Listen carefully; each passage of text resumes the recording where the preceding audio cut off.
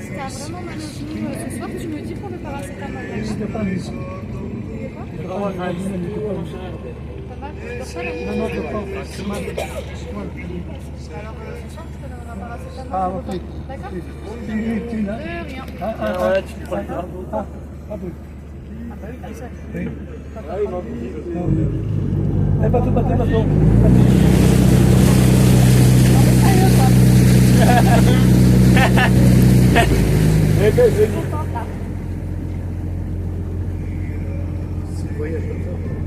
Ça va être tout le paysage. Trop chouette. On va revoir le quai.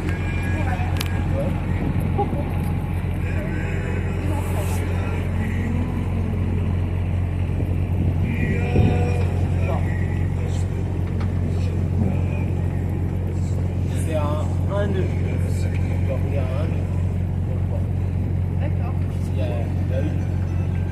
deux nœuds, c'est en sortie de port. 3 nœuds, 1, 2, c'est... 1, 2, 3. Eh bien, bonjour à tous et bienvenue à bord de l'Andaillé 2. Alors vous êtes sur un bateau breton en bois de 1965. Il est plus jeune que moi de 10 ans. Pour voir si vous savez calculer. Je plaisante bien sûr. Et il était dans le golfe du Morbihan où il transportait 90 passagers entre Port-Blanc et l'île-aux-Moines. Il s'appelait d'ailleurs la Vigilante. Actuellement, vous êtes au port de plaisance Socoburu, à Andaille-Plage. Et vous avez autour de vous à peu près 850 bateaux, avec une moyenne de sortie de 3 jours par an. Ne soyez pas étonnés. La moyenne nationale, c'est 1 journée et demie. Donc avec 3 jours de sortie, on peut quand même considérer les Andaillés de grands navigateurs quelque part. L'avantage du port, accessible par tout temps, et quel que soit le coefficient de marée, ça par contre c'est pas mal.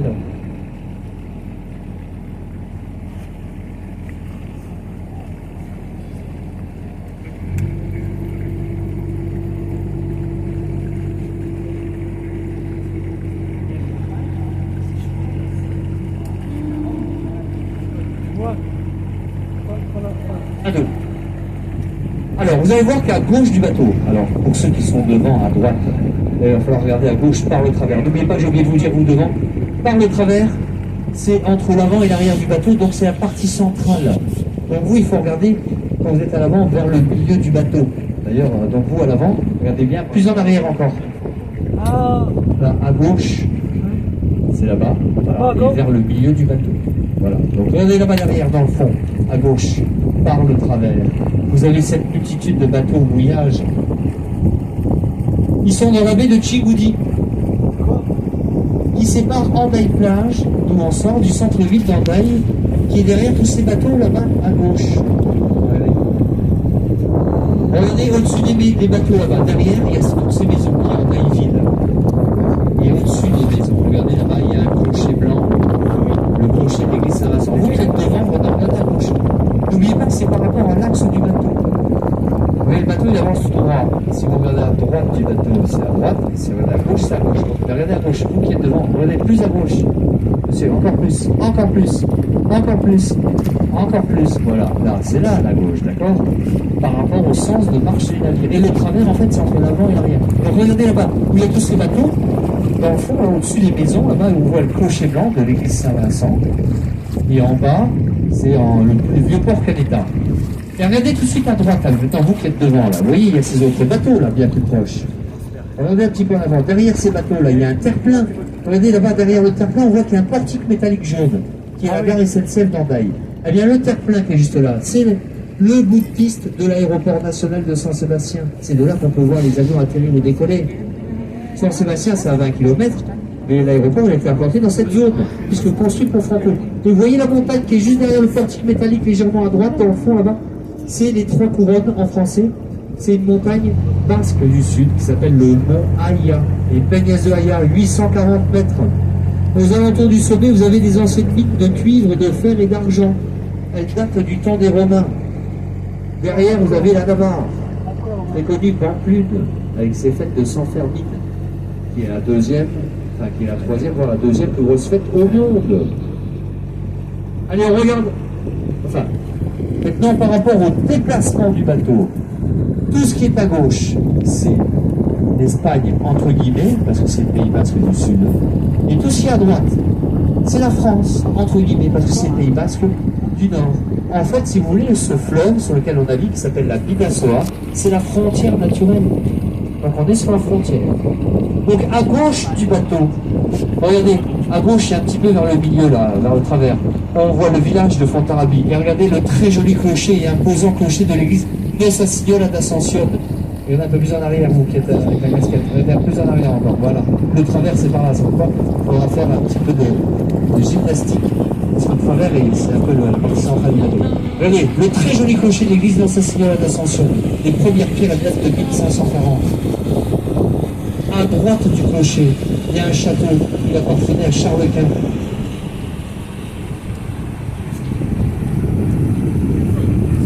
Le château, il appartenait... Le château, il appartenait par le passé à Charles Quint. Actuellement, c'est un hôtel très bien coté. Il fait partie de la chaîne du groupe Parador, le Parador et l'Impérador, l'empereur. Eh bien, si vous cherchez à visiter la vieille ville du style médiéval, c'est là-bas que ça se passe. Au-dessus, là-bas, c'est surélevé, donc vous allez dominer Andaïville, Andaï-Plage, le port de Plaisance, la baie de Chigoudi, l'aéroport, et j'en passe.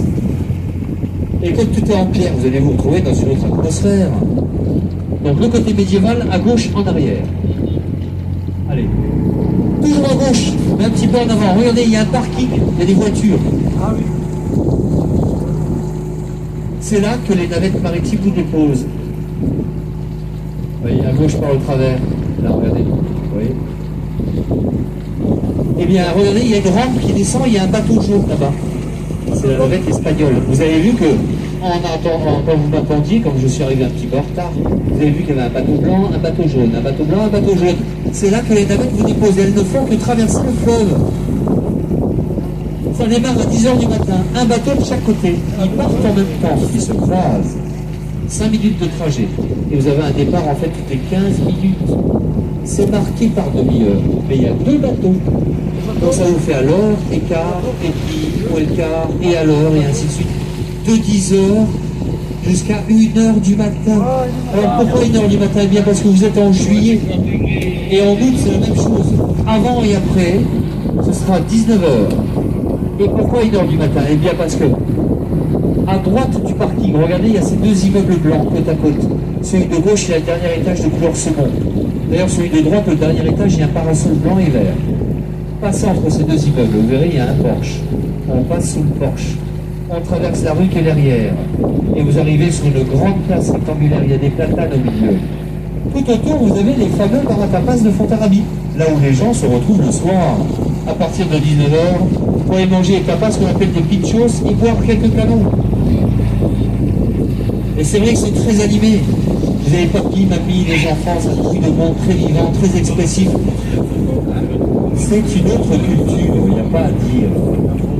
Et bien quand vous êtes sur cette place, là où il y a les bars à tapas, eh bien, quand vous partez à gauche, à pied, vous mettez à peine 10 minutes pour arriver à la vieille ville, là-bas où il y avait le château. Et c'est de la place vers la vieille ville qu'ils ont tourné quelques scènes du film Papillon. Ceux qui l'ont vu, un vieux film avec Steve McQueen, une histoire de repris de justice. Ils partaient au bagne en Guyane, d'où ils essayaient de s'en échapper. Allez, toujours derrière les immeubles, regardez, il y a une montagne, elle n'est pas très élevée, regardez à gauche par le travers, donc là ça regardez vers le milieu du bateau, après à gauche. Regardez derrière les immeubles, il y a cette montagne qui n'est pas très élevée, Regardez, sur le côté gauche de la montagne, il y a des antennes. Partez du pied des antennes. Vers la droite, ça monte légèrement. Et ça redescend légèrement. Et il y a un petit carré là-bas, au sommet. C'est Tour de Guet. Il y en a une deuxième un peu plus à droite. C'est Tour de Guet. Permettez de communiquer jusqu'à Saint-Sébastien, via des signaux et des feux, pour prévenir en cas d'arrivée d'ennemis. Plus tard utilisé pour guetter l'arrivée des baleines. Parce qu'ici, il pratiquait la chasse à la baleine. La banane? Ainsi qu'à Rantaille, Saint-Jean-de-Luz, Guétari, Bidart, Biarritz et j'en passe. L'avantage de la montagne, c'est que vous avez une route qui vous permet d'accéder au sommet. Depuis Rantaille, 15 minutes. En voiture pour arriver au pied de la montagne, c'est pas grand chose. Durant la montée dans un très joli décor, vous passerez devant une église, Notre-Dame de Guadeloupe, le Vierge Noire. Là-bas, il y a une esplanade, très jolie vue. Continuez à monter, arrivez au sommet, là où il y a la tour de Guet. Regardez à gauche, vous voyez, il y a cette grue rouge, verte et blanche. À gauche, en arrière. Hein. Vous voyez là, sur la grue. Juste derrière la grue, là-bas, il y a les antennes, vous voyez. Donc à droite des antennes, la tour de Guet est là-bas. Donc après, quand vous arrivez là-bas au sommet, vous avez une vue à 360.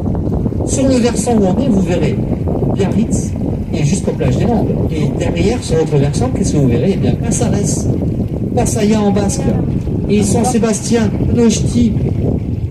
Eh bien, la route, elle part sur l'autre versant. Et durant la descente, dans un décor verdoyant, en dominant l'océan, vous allez croiser des brebis, des vaches, des potiocs, qui sont les chevaux typiques du Pays Basque. Eh bien, c'est par là que passe la fameuse course cycliste, la classique qui roule Saint-Sébastien. Le Tour de France passait par là-bas, par le passé. Ah oui. Enfin, l'année dernière, pardon. Et les contrebandiers passaient par là-bas, par le passé. Ça, c'est eux qui passaient par le passé. Et actuellement, toujours un petit peu. Aujourd'hui, il y en a un en moins, parce qu'il est à bord en train de piloter. Voilà pourquoi. Alors, je plaisante. Bon, ceci dit, si vous voulez de l'alcool et des cigarettes, venez me boire. Non, je plaisante. Non. Je ne bois pas, je ne fume pas. Tu fumes pas? Bon, c'est sur ceux qui disent ça qui font le pire. Bon, regardez toujours à gauche par le travers. Regardez, il y a une espèce de van, ça doit être un Vito là, ou je sais pas quoi, qui est couleur bordeaux. Ou là, il y a une voiture blanche qui circule là. Vous la voyez à gauche là par le travers. Regardez, hop. Regardez derrière là-bas. Il y a deux bâtiments côte à côte. C'est beige en bas. Enfin, on en voit un vraiment beige. L'autre, on voit pas encore parce qu'il y a des maisons qui cachent. Mais regardez, en haut c'est blanc. Il y a des lignes bleues de haut vers le bas. Et à droite des deux bâtiments, là, il y a comme un clocher. Regardez la camionnette qui passe, hop, derrière là-bas. Vous voyez? Il y a un clocher qui monte à droite comme ça et ça repart blanc avec des petits volets rouges et les arcades en dessous. Ça, c'est un ancien ermitage. Je vais vous en parler dans pas longtemps. Mais regardez sur le flanc gauche, là, comme c'est joli, là, il y a toutes ces fermes. Là-bas, on peut voir des brebis, des vaches, des potiocs, des chevaux typiques du Pays Basque. Protégés du vent dominant d'ouest, surélevé, il domine toute la côte basque du nord. C'est quand même pas mal. Le prix du mètre carré, aussi cher qu'à Biarritz, ça va. Hein.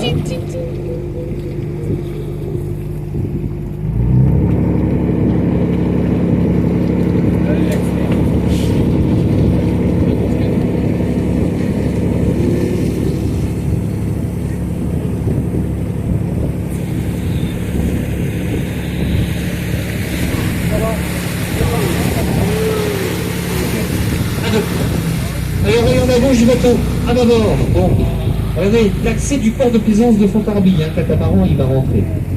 Vous allez voir dans le fond, il y a ces deux immeubles assez hauts, côte à côte, avec des pare-soleil orange, un sur chacun.